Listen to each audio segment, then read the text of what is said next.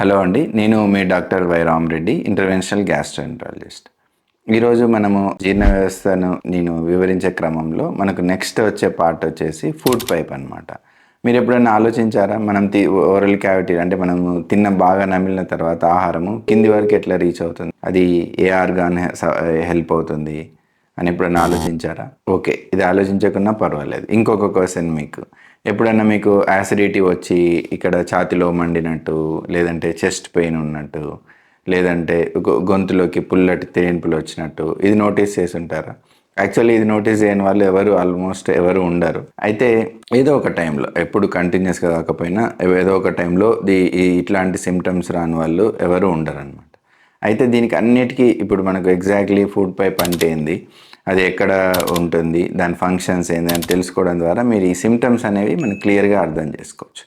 అసలు యాక్చువల్గా మన ఫుడ్ పైప్ అనేది ఇక్కడ థ్రోట్ ప్రాంతంలో, అంటే మనం చెప్పాం కదా, గొంతు పార్ట్, ఫ్యారింగ్స్ పార్ట్ తర్వాత వచ్చే పార్ట్, నెక్స్ట్ వచ్చేసి ఫుడ్ పైప్ స్టార్ట్ అవుతుంది అనమాట. ఫుడ్ పైప్ స్టార్ట్ అయ్యేది ఇక్కడ క్రికాయిడ్ కార్టిలేజ్ దాని లెవెల్లో అక్కడ నుంచి స్టార్ట్ అయ్యి, అక్కడ నుంచి ఈ గొంతు ప్రాంతం నుంచి స్టార్ట్ అయ్యి, ఇక్కడ నుంచి నెక్ నుంచి తర్వాత చెస్ట్ ప్రాంతంలో ఎక్స్టెండ్ అవుతుంది. తర్వాత ఫైనల్గా చిన్న పార్ట్ వచ్చేసి అబ్డామిన్లో ఉంటుంది అనమాట. దీని టోటల్ లెంత్ వచ్చేసి మనకి అరౌండ్ 10 ఇంచెస్ అంటే 25 సెంటీమీటర్స్ వరకు ఉంటుంది. దీని మెయిన్గా ఫంక్షన్ ఏంటి, మనం గొంతులో ఉన్న ఆహారం ముద్దను అనేది నెక్స్ట్ స్టమక్ వరకు చేర్చడం అనేది దీని మెయిన్ ఫంక్షన్, ప్రధానంగా దీని ఫంక్షన్.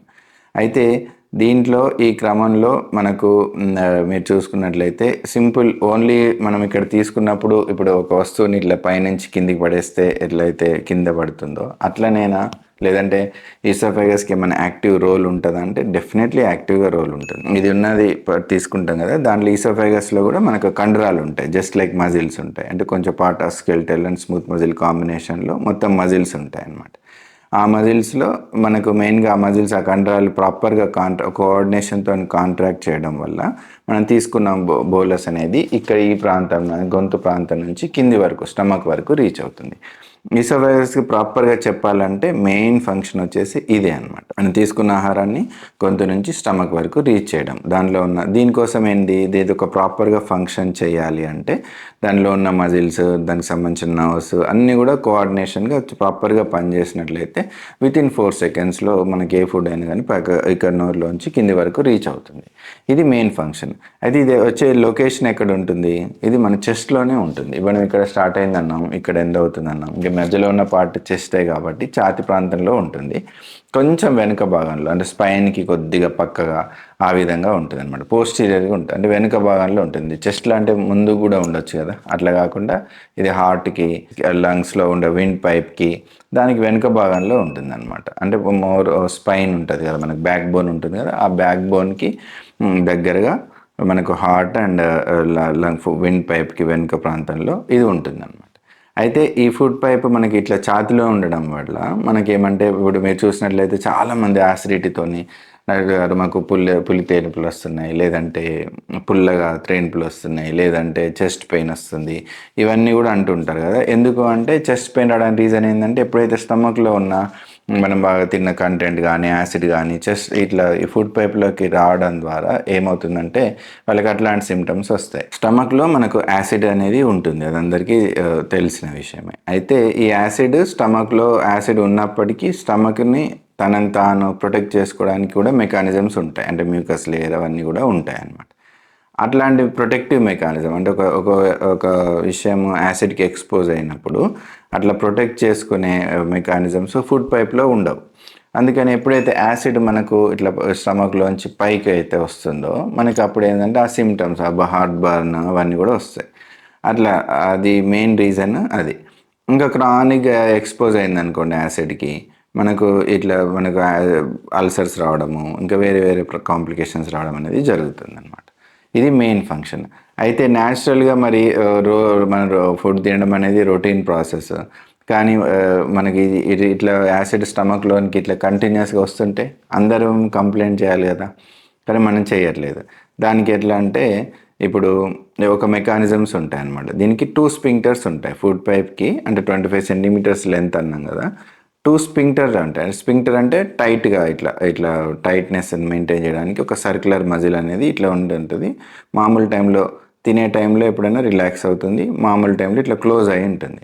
ఈ 2 స్పింక్టర్స్ ఉంటాయి. అంటే ఇక్కడ స్టమక్‌కి, ఫుడ్ పైప్‌కి మధ్యలో ఒక స్పింక్టర్ ఉంటుంది.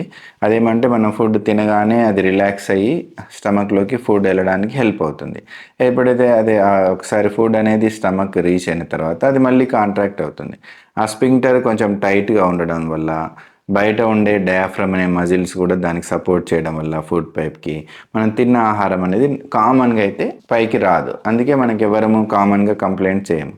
కొంతమందికి స్పింక్టర్ లూజ్ ఉండడము, డయాఫ్రమ్ కొంచెం హెర్నియా ఉండడము ఆ ప్రాంతంలో, ఈ ఎక్కువ యాసిడ్ ప్రొడ్యూస్ అవ్వడం వల్లనో, ఒక్కొక్కసారి ఇట్లా పైకొచ్చే అవకాశం అనేది పెరుగుతుంది. ఇవి మనకు వచ్చేవి కామన్ మెకానిజమ్స్. ఇంకొక స్పింక్టర్ ఏమో పైన ఉంటుందనమాట. ఈ పైన ఉండడం వల్ల ఇది ఏం చేస్తుందంటే మనం తినే అన్నం గొంతులోంచి ఇట్లా కిందికెళ్ళేటప్పుడు అది రిలాక్స్ అయ్యి హెల్ప్ అవుతుంది. మళ్ళీ అట్ ద సేమ్ టైమ్ అది కాంట్రాక్షన్ స్టేజ్‌లోకి వెళ్ళిపోతుంది. అయితే ఇది గూడా ఏమంటే ఇది గూడా ఒకవేళ మనకు మీరు చాలా మందికి చూసినట్లయితే ఒక్కోసారి రిఫ్లెక్షన్ అంటే ఇట్లా ఛాతీలో నొప్పి, ఇట్లా యాసిడ్ పైకి రావడము, పులితేనుపులు, గొంతులో పుల్లగా అనిపియడము, మంట అనిపియడం ఇవన్నీ చేసిన వాళ్ళకు మీరు క్లోజ్‌గా అబ్జర్వ్ చేసినట్లయితే దగ్గు గూడా వస్తుంది. ఇంకా కొంతమందైతే ఇట్లా రిఫ్లెక్స్ వచ్చి క్రానిక్ కాఫ్ అంటే ఇప్పుడు దగ్గుతోని గూడా ప్రెజెంట్ అవుతారు. ఏందంటే స్మాల్‌గా యాసిడ్ వచ్చేసి ట్రికిల్ అవుతా ఉంటది.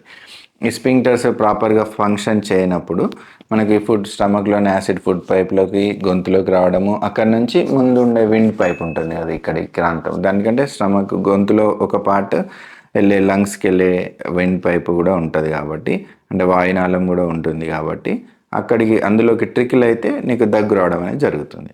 అంటే ఈ పేషెంట్స్ మనకు క్రానిక్ కాఫ్‌తోని గూడా ప్రెజెంట్ అవుతారు. అంటే మెయిన్‌గా ఫుడ్ పైప్ ప్రాపర్‌గా ఫంక్షన్ చేసినప్పుడు అది ఈజీగా అసలు మనం మింగి నమని కూడా తెలియదు. మనం ఈజీగా తిని దాన్ని ఎంజాయ్ చేసి తింటాము. అది అప్రయత్నంగానే కిందికి స్టమక్ వరకు వెళ్ళిపోతుంది. మనం ఒక ఆర్గాన్ ఉన్నట్టు కూడా నోటీస్ చేయము. కానీ ఎప్పుడైతే ఇట్లాంటి ప్రాబ్లమ్స్ వచ్చినప్పుడు వి ఫీల్ సంథింగ్ అనమాట చెస్ట్‌లో. ద అది ఒక మెయిన్ రీజన్. ఇది ఫుడ్ పైప్ ఫంక్షన్ వచ్చేసి నార్మల్‌గా ఇది. దీనికొచ్చే వేరియస్ డిజార్డర్స్ గురించి మనము తదుపరి సెషన్స్‌లో మాట్లాడుకుందాం.